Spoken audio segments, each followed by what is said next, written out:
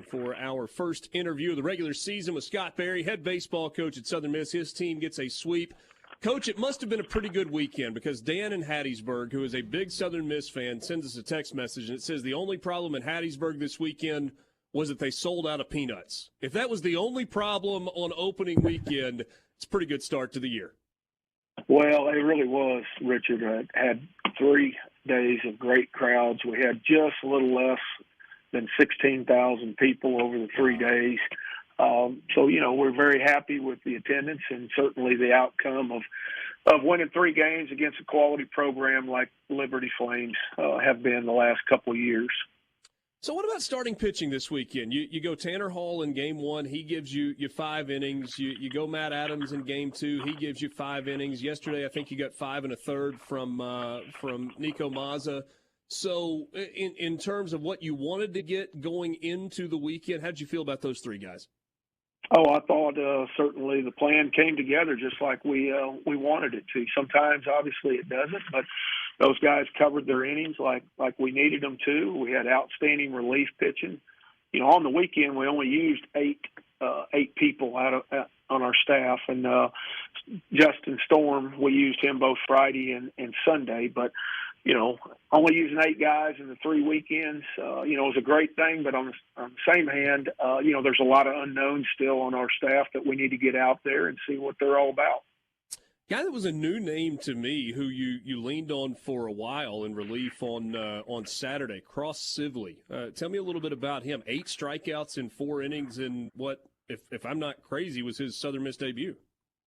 It really was. Redshirt freshman that, had okay fall, Richard, in all honesty, and came back from Christmas break and just had a whole new look about him in the bullpens. And Christian Ostrander, our pitching coach, each bullpen and even our preseason scrimmages, you could tell that this guy had a chance to help us. And, even going into last weekend's scrimmages, you could tell that, we're going to have to use this guy. And so there on Saturday, in relief of Adams, he took over in the 6th. And like you said, he went 4 innings and gave up 3 hits and no runs and punched out 8 and only walked 1 and was really just dominant in his first college game and got his first college win there in that game.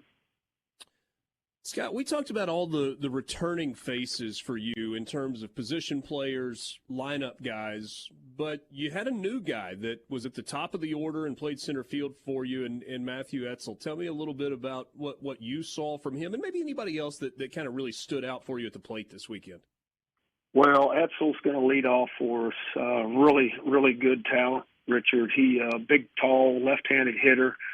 Covers the outfield as easy as anybody that we've had in this program. I know in the 23 years now that I've been here, he just makes it look really, really easy. Really quick out of the box.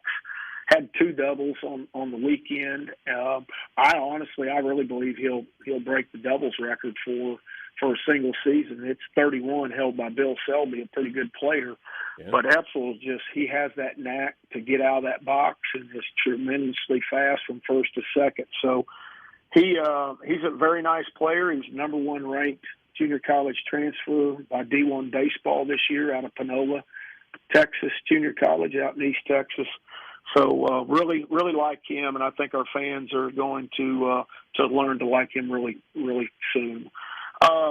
Dustin Dickerson, I thought Dick, he really played well. He stayed within himself at the plate and didn't try to do too much. And for that, had a couple of doubles and a triple and played really good defensively, made a couple of really nice plays there.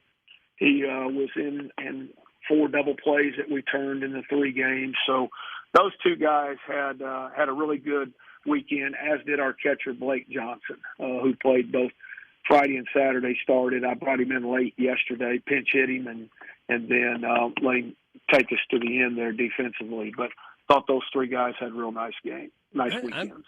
I'm just kind of stuck on something you said about Etzel. You said in your entire time at Southern Miss, he covers the outfield from that center field spot as well as anybody that's been there. And you've had some pretty good center fielders along the way. I know that's tough for me to say, but yeah, I said it, and I've been saying it for a while, honestly, because I've been watching this young man in the fall, and and do what he does out there. And he's just got another gear about him. I think he's really quick on his first step, but all of a sudden it's just like there's a second gear that kicks in about halfway to that ball. And just like yesterday, he caught a ball up against the right center field wall that he kind of had to jump and lean on the wall with his foot to get up there. He didn't take anything away, but easily that could have been a double off the wall or even a triple had he not had the proper backup. But he made the play look really easy. So he's a fun player to watch play. He works real hard at the game every day, before practice, during practice, and after, and certainly he's rewarded for his hard work. Visiting with Scott Berry, head baseball coach at Southern Miss. They get the sweep this weekend over Liberty, and I mentioned in the first segment of the show today, that's a team that's picked to win the A-Sun this year. So when we talk about scheduling, and I'm kind of looking at the first month of the season, right? It's different, non-conference play from conference play. So you start with Liberty, who's a good team. You got Illinois this weekend coming up out of the Big Ten. You got Mississippi State in a non-conference game. A couple of weeks away, you got Ole Miss in a non-conference game. You get Dallas Baptist. What was your plan, Scott, when you put this schedule together in terms of challenging you, learning about your team, et cetera, before you get to league play? Well, I think one thing that I've learned in this scheduling and trying to build a resume for that 10-person committee to look at the end of the year, when if you're not fortunate enough to win your conference tournament and get the automatic bid, then there's only 33 at-large bids, and you want to have a resume that they look at it and say, yeah, they've done what they needed to do. They've played the strength of schedule that they need to play. The RPI teams are there, and you give them no reason to leave you out. Obviously, you have to win a lot of those games as well. But if you're not playing those kind of opponents and you still get the wins, you're not going to get the points for consideration there at the end. So, I think there's one thing that I'm not afraid to do, and that's to schedule tough, because I know that's what we have to do in the situation that we're in if we want to be considered there at the end. This was the first weekend with new clock rules in place, and I know it's still kind of strange to talk about clock rules when we're talking about the game of baseball. What did you think? How did it affect you? Did it help the flow of the game? Was it a good thing overall? There wasn't one violation in the 3 days with us. Now, I've talked to other people across the country where they did have a few violations with it. Obviously, out there in Globe Life, if you follow Twitter, you see that there were some really big moments where guys got punched out with runners on base for the third out, and not good situations. That rule needs to come into play. But, I just think it's a rule, Richard, that we all have to adjust and we have to adapt to. I mean, there's no arguing the rule. It is what it is, and you better figure it out and not be hard-headed about it, or you're going to get penalized for it. But we didn't have any violations this year. This past weekend.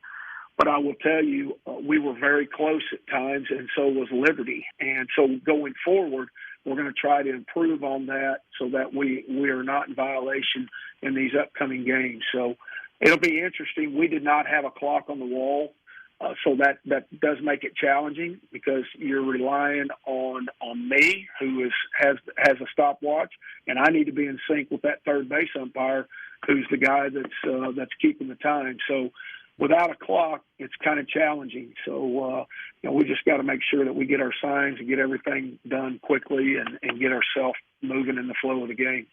I will tell you, it's nice to hear you say, we've just got to deal with it and move on, as opposed to, well, there's a word I'm probably not supposed to say on the radio. I'll just say complaining about it, like some coaches are choosing to do. So hopefully it's a good thing overall. Final 30 seconds.